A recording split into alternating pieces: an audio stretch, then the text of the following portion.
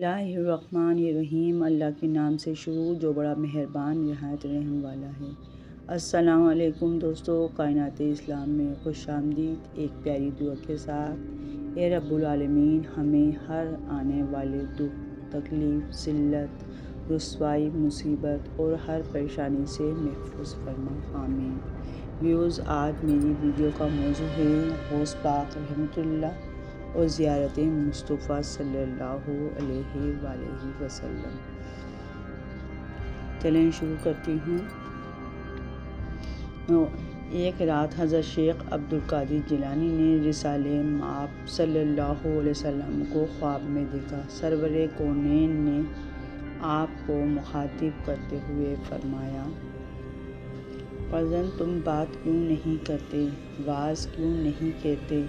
حضرت شیخ عبد القادر جیلانی نے عرض کیا، آقا میں اجمی ہوں، فصاحِ عرب کے سامنے کس طرح زبان کھول سکتا ہوں؟ حضور اکرم صلی اللہ علیہ وسلم نے فرمایا، اچھا اپنا منہ۔ سرور کائنات نے 7 بار یہ آیت پڑھ کر آپ کے حلق میں دم فرمائی۔ ترجمہ،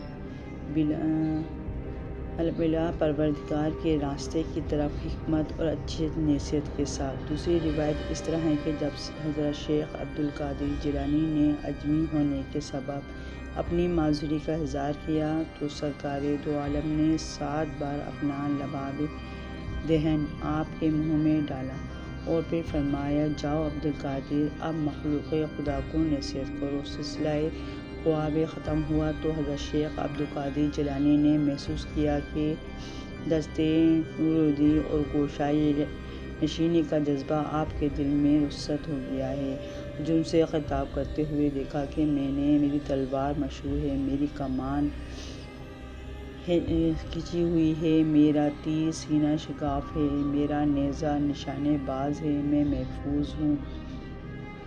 اس طرح کی باتیں اور میں محفوظ ہوں۔ روزدارو، شب و بیدار، آؤ پہاڑوں کے عبادت گزارو، خانقاہ نشینوں، آؤ خدا کے کام کے لیے میرے پاس آؤ، میں اسی کے امر سے تمہیں بلاتا ہوں۔ میرے فیض کا دربار بے کنار ہے، رب کی کس قسم، مجھے برے سب میرے سامنے ہیں، میری تکلیف نور محفوظ ہے، میں دریائے علم اور دنیائے عالمی کا تیر ہوں، میں خدائے تعالیٰ کو محبت ہوں، میں نائب وارث رسول اللہ صلی اللہ علیہ وسلم ہوں۔ میری مجلس میں فرشتے اور مروان غیب اس لیے آتے ہیں کہ مجلس سے بارگاہ اقدس کے آداب سیکھیں۔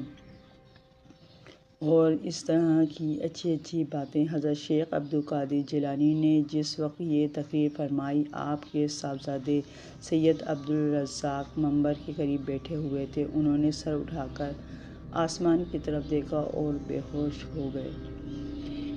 سید عبد الرزاق کے لباس میں آگ لگی ہوئی تھی۔ حضرت شیخ عبد القادر جیلانی منبر سے تشریف لائے اور اپنے ہاتھوں سے فرزند کے کپڑوں کی آگ بجھائی۔